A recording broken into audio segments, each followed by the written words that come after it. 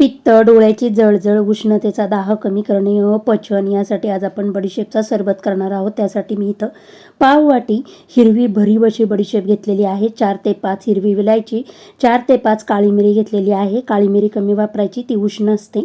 आणि सेंदव मीठ घेतलेले आहे। ज्या वाटीने आपण बडीशेप मोजलेली आहे त्याच वाटीने मी खडीसाखर घेतलेली आहे।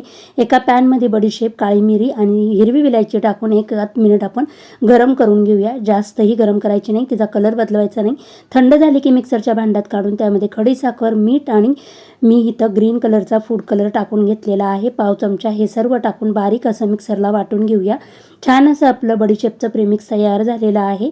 आणि आता आपण हे सरबत तयार करायला घेऊया। मी इथं 2 ग्लास पाणी घेतलेलं आहे, त्याच्यामध्ये 1 लिंबाचा रस आणि 2 चमचे तयार केलेलं प्रेमिक्स टाकून आपण हे सर्व मिक्स करून घेऊया आणि गाळून आपण ग्लासात ओतून घेऊया। त्यामध्ये सब्जा आईस क्यूब टाकूया। अशा पद्धतीने बडीशेप सरबत तयार।